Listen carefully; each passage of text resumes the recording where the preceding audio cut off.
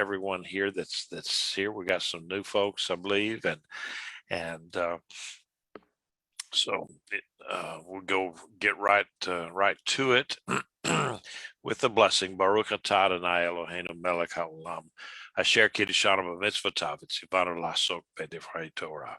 Blessed are you, Lord our God, King of the universe, who sanctifies us with his commandments and commands us to engross ourselves in words of Torah. Okay, now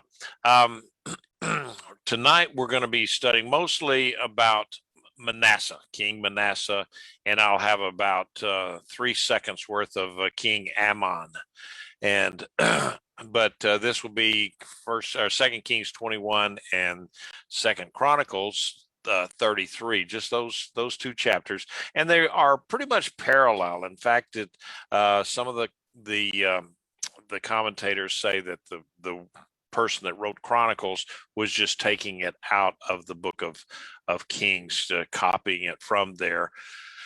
I don't know how they know that, but anyway, that's what they say. And if you will look at the first 9 verses of both Second Chronicles 33 and Second Kings 21, they are very, very similar. I mean, almost word for word. One of them says Manasseh was 12 years old when he became king, and he reigned 55 years in Jerusalem.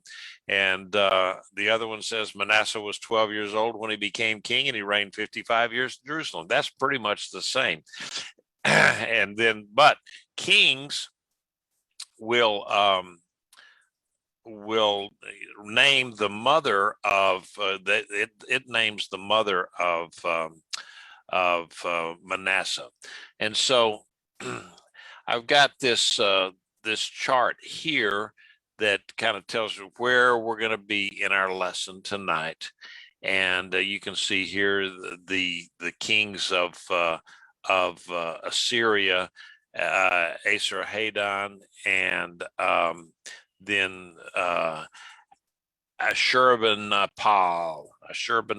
whatever. That's those are heck of a names. Okay, but anyway, that's where we're going to be tonight, and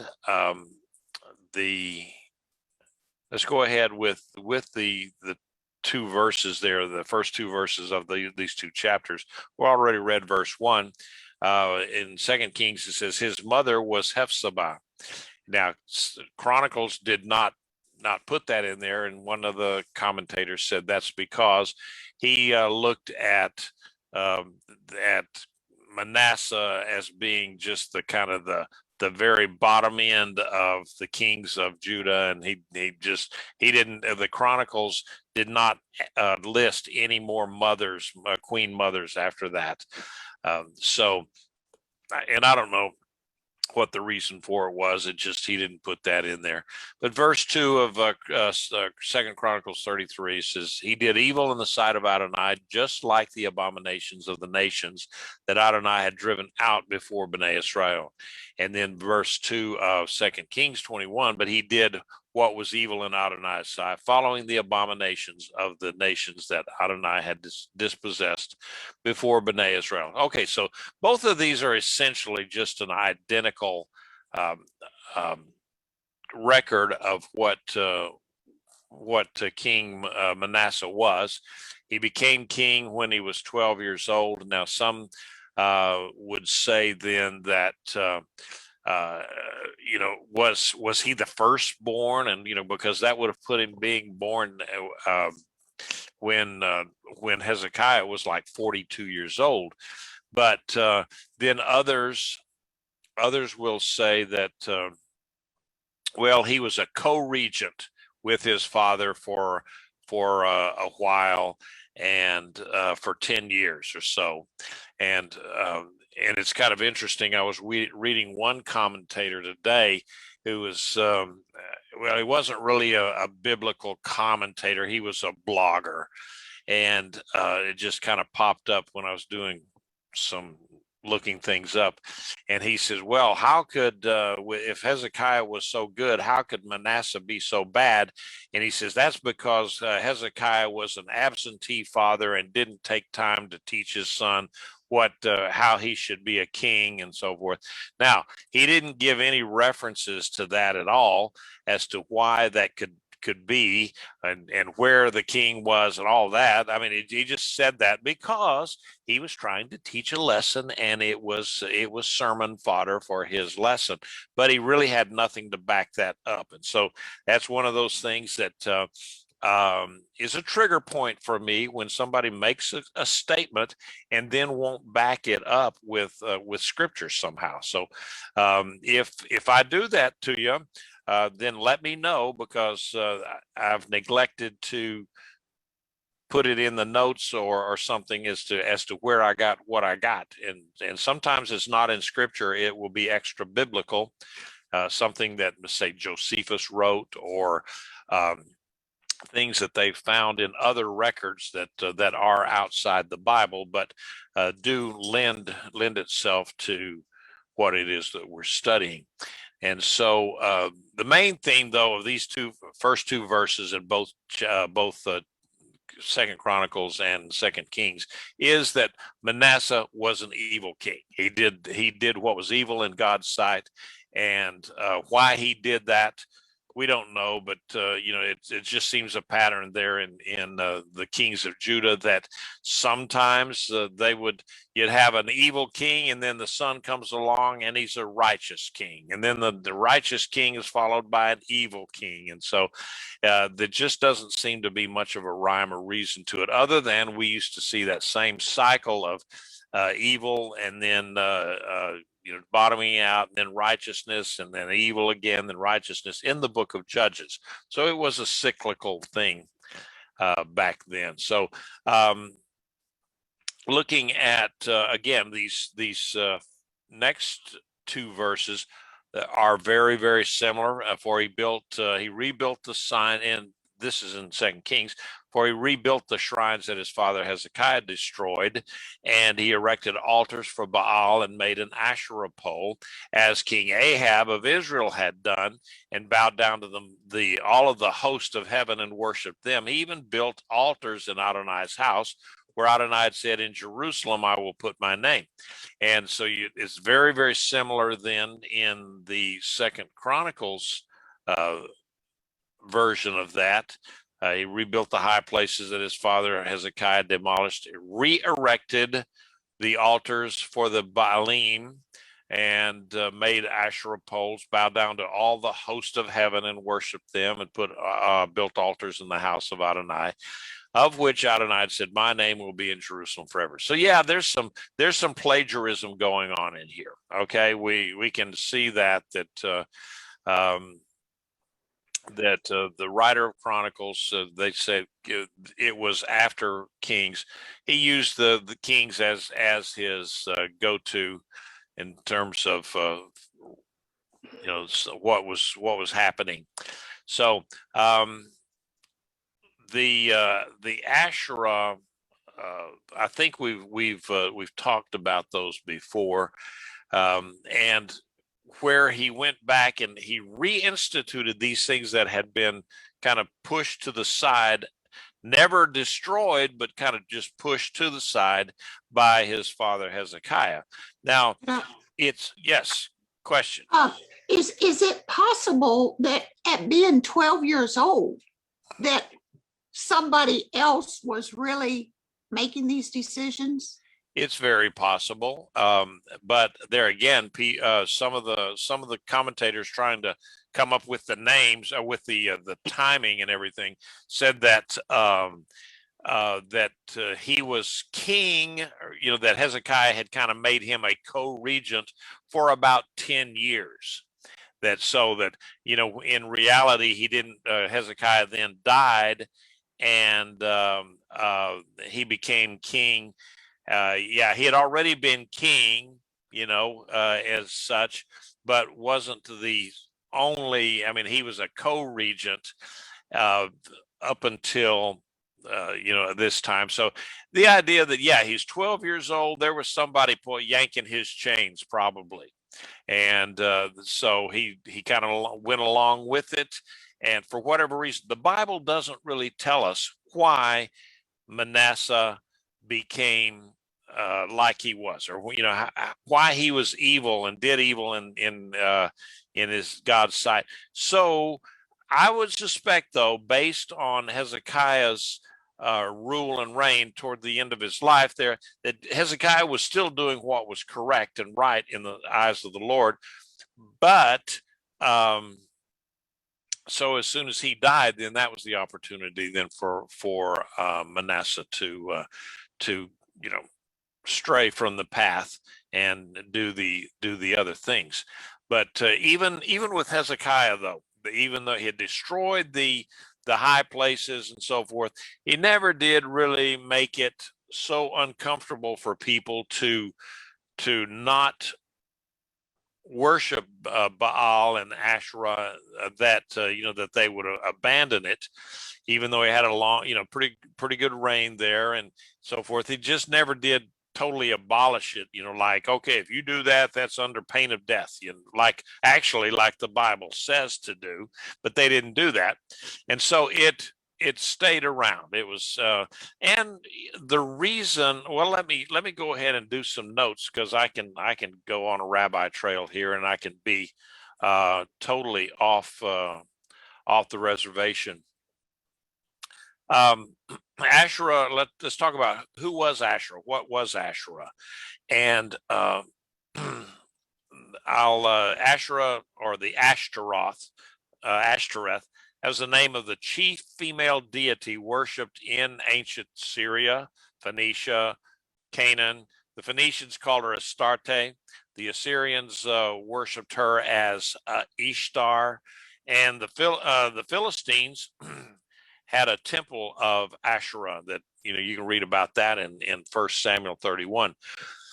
But because of Israel's incomplete conquest of the land of Canaan, they never did do exactly what God told them to do when he said, drive all of these people out or kill them. That if they won't drive off and leave and leave the land, then they are under judgment, and you wipe them out, man, woman, and child. But they didn't do that. And in fact, that became a source of problems for them for the rest of their existence. And so the Asherah worship survived, and it plagued Israel for the from then on. Now, Asherah was represented by a limbless tree trunk that's planted in the ground. And let me see if I got here. There's an Asherah. Okay. And so it's in many ways you can see that it was kind of like a fertility god. Of course, now this one in the middle kind of looks like Big Bird, but that sculptor wasn't as refined as the one here on the left or on the right. But anyway, it's represented by a limbless tree trunk planted in the ground. The trunk was usually carved into a symbolic representation of the goddess. And because of the association with carved trees, the places of Asherah worship were commonly called groves. And the Hebrew word for Asherah, in the plural is Asherim, could refer either to the goddess or to a grove of trees. Now, one of King Manasseh's evil deeds was that he took the carved Asherah pole and he made it into and put it in the temple. Now, another translation of the carved Asherah pole is a graven image of the grove. It is that's in King James, I think, and I think Chronicles says that he put a carved image in the temple. Now, she was considered the moon goddess, and was also often represented as a consort of Baal, the sun god. Now, Asherah was also worshipped as the goddess of love and war, and was sometimes linked with Anath, another Canaanite goddess. Worship of Asherah was noted for its sensuality, and often, and involved ritual prostitution. So the priests and the priestesses of Asherah also practiced divination and fortune telling. Now, God through Moses forbid the worship of Asherah, and the laws Torah specified that groves of trees were not to be near the altar of the Lord. And so there would be no trees around, even in the tabernacle days when they would move the tabernacle around. You couldn't have any trees or anything like that near where the tabernacle was and the altar. So in spite of all of that, Asherah worship was a perennial problem in Israel. And Solomon slipped into idolatry because of all of his wives, because he just failed to prevent his wives from doing it. He said, yeah, do whatever you want to, that sort of thing. And there were times where Israel had a revival, and they would go through and destroy the Asherah poles, and then the next king would come along and he'd rebuild them again and put up. They had either Asherah poles, or sometimes it was a column, a stone column or something like that. But one of the things that the Asherah was also, there's writings in the extra biblical writing about how that Asherah was the consort of El. Now, El is a Canaanite word that was used for God, or the supreme deity. And we still, it was adopted into Hebrew, because we have El Elyon, God, the most powerful God, and El Shaddai, God, the nurturer, the provider, and just so the El being the name for God. And so there are writings that talk about and actually used God's name, and they would say God, Adonai, and his consort.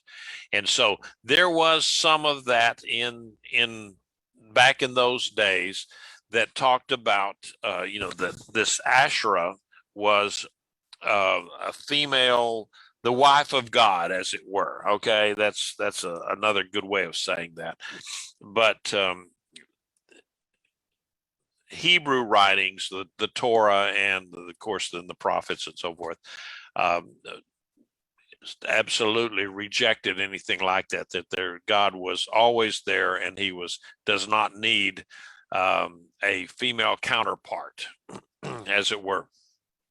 So even though if you look at the word, the name of God, that is El Shaddai, that is God the nurturer, that many say, well, that is the feminine side of God, because it was shad is for a word for breast, and so it was the idea that God was the nurse, or the nurserer, or the one that would provide nourishment and care for people.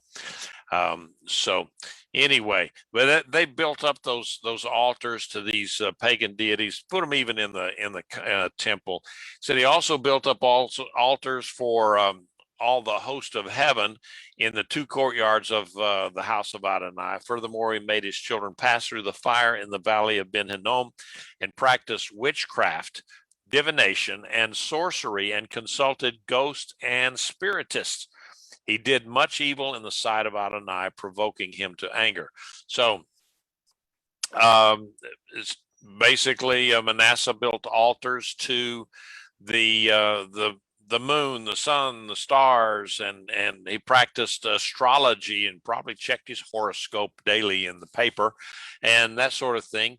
And one thing that he did do that was most abominable was, he said, it made his children pass through the fire in the valley of Ben Hinnom.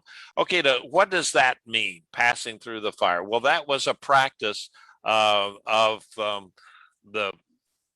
there was a deity that they called Molech, and its exact origin is kind of unclear, but the term Moloch is believed to have originated with the Phoenicians, and they had a word that's Moloch, milk. It's MLK, I guess. And so it referred to the type of a sacrifice made to confirm or to acquit, to finish a vow. Now, Melech is the Hebrew word for king. And so it was common for the Israelites to combine the name of the pagan gods with the vowels of the Hebrew word for shame, Bosheth. And there's a name of Mephibosheth.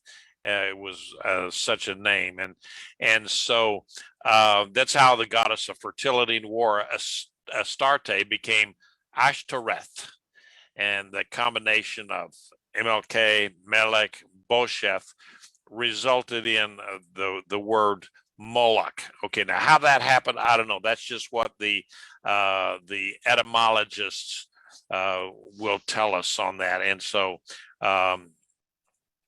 if you're wondering what an etymologist is, that's not somebody that studies insects. That's an entomologist. An etymologist is one that studies the origins of words. So it's been spelled Milcom, Milkim, Malik.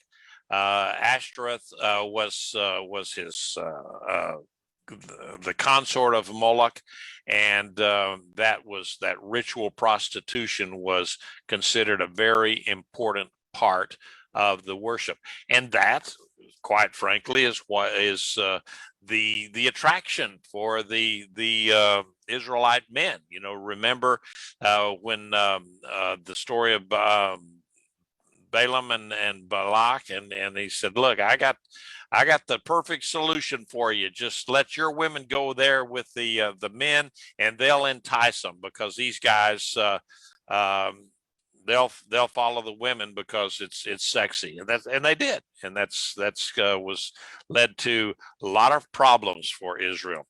Now, so the Phoenicians, where this came from, was a loosely gathered group of people that they inhabited Canaan, modern day Lebanon, Syria, and Israel between 1550 BCE and 300 BCE. Now, remember, Israel left Egypt in the Exodus in 1446 BCE. And so, in addition to the sexual rituals, Moloch worship included child sacrifice. Now, or passing children through the fire. Now, it's believed that the idols of Moloch were giant metal statues of a man with a bull's head. Each image had a hole in the abdomen and possibly outstretched arms that made kind of a ramp to the hole, and the fire was lit in and around the statue. Babies were placed in the statue's arms or in the hole. When the couple sacrificed their firstborn, they believed that Moloch would ensure financial prosperity for the family and future children. And so, and one of the things that they did when they were doing that, they would bang loud cymbals and blow horns and shout and clap and everything to make noise, so that the parents wouldn't be hearing the screams of their baby as he's thrown into the fire. Now, if you look in the Jewish virtual library, and also Chabad and some of the other Jewish sites, they say, well, they really didn't, the kings of Israel really didn't make their kid, throw their kids in the fire. They just made them walk a plank over a bunch of hot coals or something like that, or they would just have them jump over a fire, over a lit campfire kind of a thing. Like, I don't know if y'all ever did that when we're in the Boy Scouts, or just going out camping and take a running leap and jump over the fire. It's kind of a daredevil thing. Maybe you didn't do that sort of thing. I know some guys that did. Okay, just saying. All right, we're not going to say who it is, but I just know some guys that did. All right, and that's what the some of the Jewish writers would say, that they didn't really kill their children. They just made them jump over these fires or walk through a what's the guy's name? Tony Evans or something like that. The guy that that people walk through the coals or something like that. Not me. So anyway, that's what the Moloch was, and that's what it said that Manasseh did to his children. So so you're gonna get the picture of what Manasseh was. He really was not all that good a guy, and said that he set up the carved image of Asherah, and that he made in the house, which Adonai had said to David and his son, "This is my house. This is in this house and in Jerusalem, which I have chosen from all the tribes of Israel." And so, I will put my name there forever. So, I mean, that's the serious business when you put an idol of a small, little g God in the holy place of the temple. And so, and like I say, here's the pictures of Asherah. There are some that are even more explicit that I chose not to put on here. I think you get the picture. It was a fertility goddess, also a goddess of war and so forth. So you get the picture. And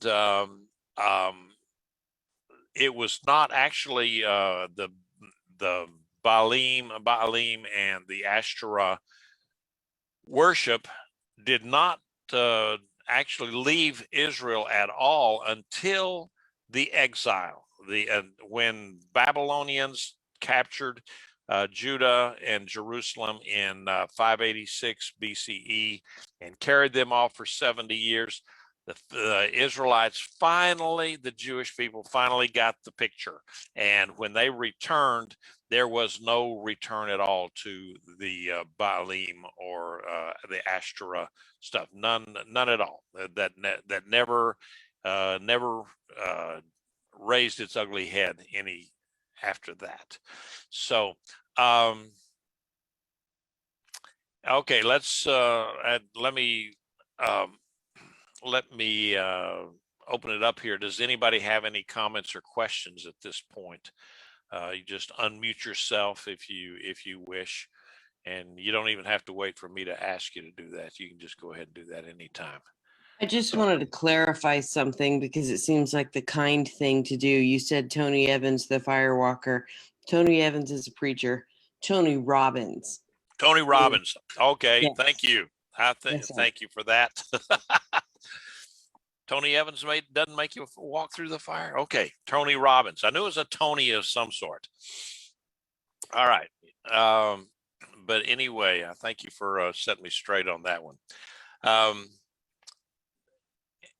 And so anyway, let's go ahead and then get into the 2 Kings, and we'll go through 11 through 13. I'm going to read a little bit more than that. Then Adonai spoke through his servants, the prophets, saying, "Since King Manasseh of Judah has done these abominations and has outdone in wickedness all that the Amorites who were before him did, and has also made Judah sin with his idols, therefore, says Adonai, God of Israel, behold, I am bringing such evil on Jerusalem and Judah that whoever hears it, both his ears will tingle. I will stretch over Jerusalem the line of Samaria and the plummet of the house of Ahab, and I will utterly wipe Jerusalem as one wipes a dish, wiping it and turning it upside down. Then I will cast off the remnant of my inheritance and hand them over to their enemies. They will become plunder and spoil to all their enemies. For they have done such evil in my eyes and kept provoking me to anger since the day their fathers came out of Egypt up to this day." So can you tell that God is a little bit irritated at this point? And so the imagery there is quite interesting. That says, "Cause the ears to tingle," and it's one of those things that what some people said, well, that the description of what God was going to do to his people was so bad that it would just, it just give you the shivers, or kind of your head would explode, and it'd just be horrible to even think about. You don't even want to hear that sort of thing. And it was just a horrible thing that he was going to be doing, more than anything that you can imagine. And you can remember back in the book of Numbers, where they were talking, where God was saying, look, if you the blessings and curses, Leviticus and Numbers said, and then on in Deuteronomy too, if you do all these things and follow my rules, you'll be blessed. But if you don't, you'll be punished and disciplined 7 times worse than what the things that you did. So God was not happy with Manasseh, and so eventually that's just adding one more check mark as to what God was going to do to Israel. The line and plummet that they talked about, the line of Samaria and the plummet of the house of Ahab, that refers to a kind of a line and a plumb bob. Okay, you know what a plumb bob is? When you're surveying things and you stretch a line from your transit level down, and it's that way you can tell if you're exactly right over the spot that you should be. It's a way of getting the building straight, and we call it plumb. And so the reference here that he's talking about here is that the same architecture, the same measure that I measured Samaria or Israel with, the same, I told them that this is what they had to do, and they did not do it. And therefore, this was the punishment that I gave to Samaria, which was Israel. The same thing, I'm going to use the same measuring stick for you, Judah. It's going to be the same. That yardstick that I whopped them with, I'm going to whop you with it too. The same yardstick. He's not going to play favorites to one side or the other, because God is a just God. And so that's what that reference means there, that the line and the plummet, and then wiping the dish. Like if you take a bowl, if you're washing dishes in the house, and you take something and you wipe it out, and so that basically the bowl is clean of whatever was in it. You've wiped it clean. There's nothing left there again. And then that's just total destruction. You're going to just start with a new slate. Then it says, and I'll turn the bowl upside down. Well, if the bowl is turned upside down, then it's not useful for anything. You can't hold anything. You can't use it to eat out of, or to hold a liquid, or whatever, food or anything. It's no longer usable in that form, because it's been wiped clean and turned over. And so I think that imagery there is just very very interesting, I think, and very colorful. Okay, and then going ahead, Adonai spoke to Manasseh and his people, but they paid no attention. So they blew it off, and therefore Adonai brought against them the commanders of the army of the king of Assyria, who captured Manasseh with hooks, bound him with bronze shackles, and led him off to Babylon. Now, I've got a picture of that, what they talk about binding them with hooks. And sometimes what they would do, they would take a big hook and stick it in their nose. Now, we can do the same thing with bulls today. They do that with bulls. They stick that ring in his nose, and you can pretty well lead that bull around pretty well. Whether you start yanking on that little thing, long as you don't get wild and crazy, he'll follow you around with that ring in his nose. The same kind of a thing there. You stick a ring up through a hook up through somebody's nose, and you wouldn't have to do a whole lot of yanking on that thing for him to follow you around, do whatever it is that you wanted him to do. Other descriptions in Assyrian literature and so forth, the literature of the days. I say literature, clay tablets or reliefs on walls and so forth. They would show that it, not only the ones within the nose, but maybe they would put a hook through their jaw, or some sensitive place on them, so that they could be led around quite easily. And then the other reference there is that they would sometimes put out the eyes of the kings that they captured.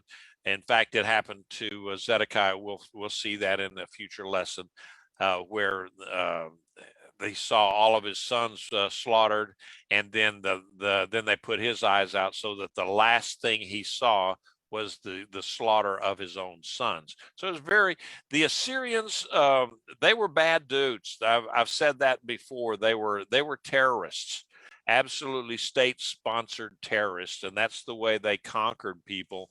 There's no better word for it other than just terrorism. They terrorized their enemies and their various opponents. Okay, so anyway, that's what happened then to Manasseh. He was captured, and there are several theories as to what happened that he was captured and sent to Babylon, because Asher was the lead city of Assyria, and that was not Babylon. Okay, completely different part of the Middle East. And some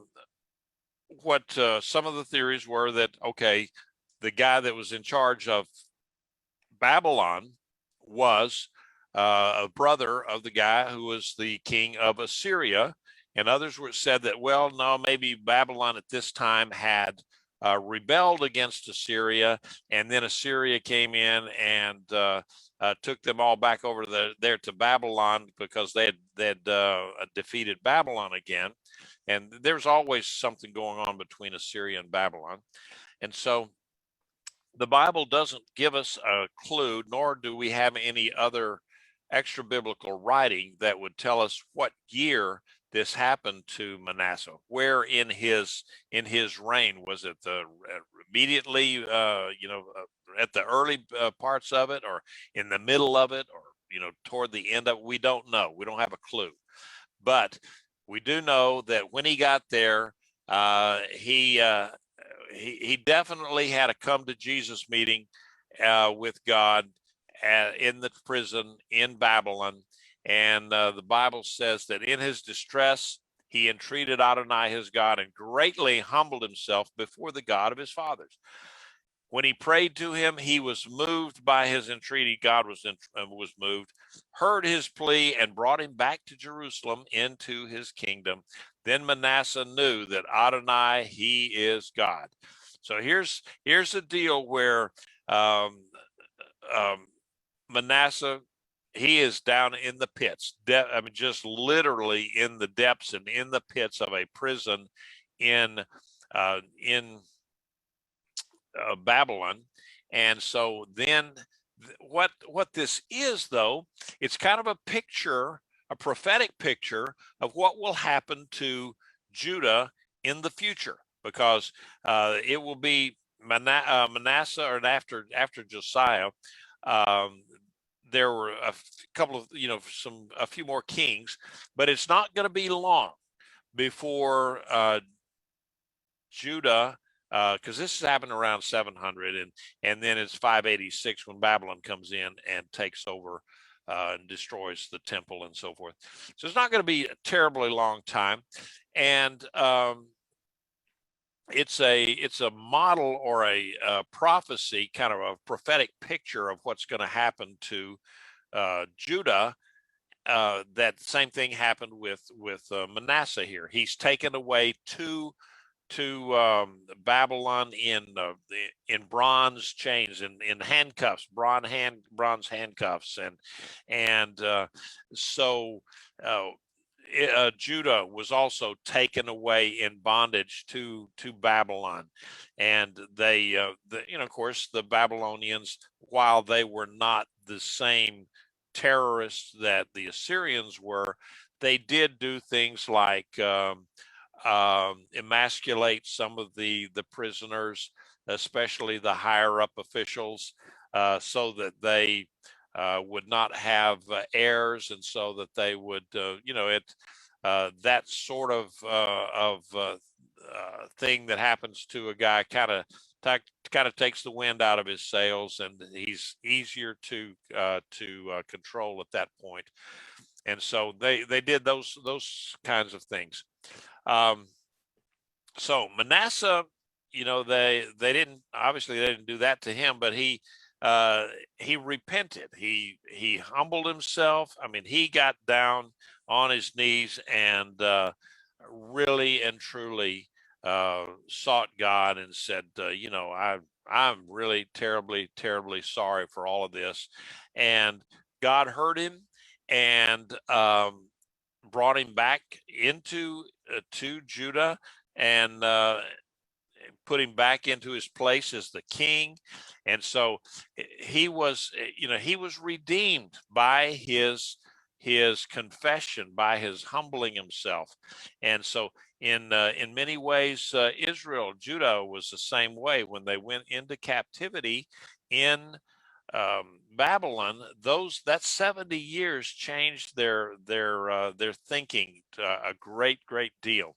And we will get into that in when we finish, as we're finishing this particular study.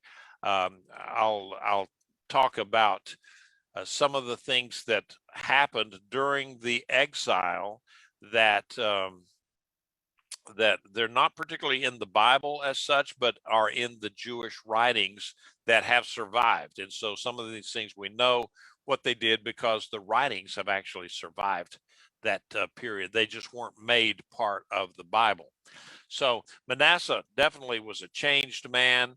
And so then he said afterwards he built an outer wall to the city of David west of Gihon in the valley, as far as the entrance to the fish gate and encircling the Ophel.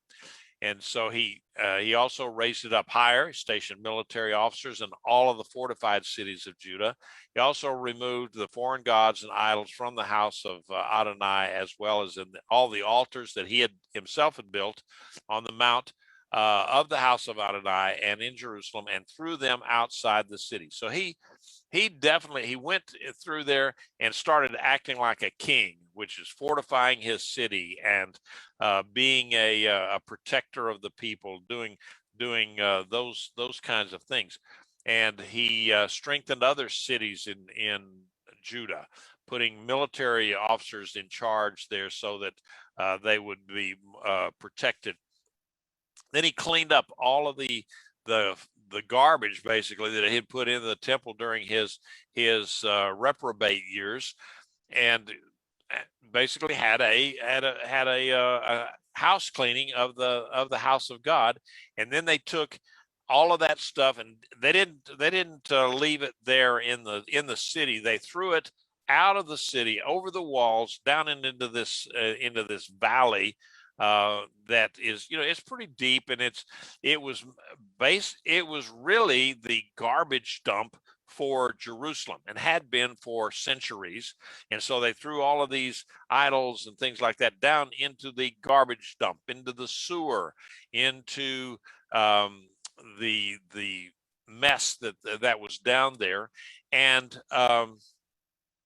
so that way, it was not going to, and being a garbage dump, they would just put fire into it sometimes to burn up the garbage, and also to keep the smell down. And so that's why even Yeshua made references to that valley as being like the hell where the fire never stopped. It was always smoldering. And so that's what they did. They purified the temple, and then he rebuilt the altar of Adonai and sacrificed on it sacrifices of fellowship and thanksgiving, and commanded Judah to serve Adonai, the God of Israel. Nevertheless, the people still sacrificed in the high places, but only to Adonai their God. Now, I think it was kind of interesting that it says that he offered fellowship and thanksgiving offerings. It doesn't say that he did any sin offerings or guilt offerings. He never brought any offerings for his atonement of himself or for the people. Now, maybe that was done. We don't know, but it's specific there that it says that he made sacrifices of fellowship and thanksgiving. And that is indicative of a person who was in right standing with God. So maybe at this point he was in right standing with God. He was, he had made his atonement already, so that's why he could offer the sacrifices of fellowship. And he did make pronouncements of judgments, or executive orders, however you want to say it, that Israel was going to be serving God and not all of these other deities. But the people were still offering sacrifices in the high places, and that continued to be a problem until the Babylonian exile. And after the exile, there was a completely different system of worship in Israel that precluded the idea of the high places. We'll talk about how that came about in future lessons. But they did have the high places, but they offered the sacrifices to Adonai, the true God, rather than to the false deities. All right, and so we go on to now the rest of the deeds of Manasseh, all that he did and his sin that he committed, are they not written in the book of Chronicles of the kings of Judah? And then you see in Chronicles now the rest of the acts of Manasseh, his prayer to his God, and the words of the seers who spoke to him. And my screen just went blank, and I'm waiting on it to come back, and it's not. So anyway, the idea that in the Chronicles version of the end of you can see it there on the screen. Maybe it'll stay up there for long enough for me to read it. He spoke to him in the name of Adonai. Behold, they are written in the records of the kings of Israel. His prayer also, and how God was moved by his entreaty, all his sin, his unfaithfulness, and the sites on which he built high places and erected the Asherah poles and the carved images before he humbled himself. Behold, they are written in the records of Hosea. So we see a little difference in the record of Kings and the record of Chronicles, in that what you see is the guy that wrote the book of Kings, he was much more critical of Manasseh than the guy that wrote the Chronicles, and he kind of wanted to end it in a positive note, as it were, so that when at the end of his life, he said that Manasseh, yeah, okay, he did some bad stuff, but he humbled himself. He wanted to bring out this idea of the redemption that is possible through God by confessing your sins and humbling yourself, that God, what we say all the time, God is a God of second chances and third chances and fourth chances. He's not willing that any should perish, but that all should come to repentance.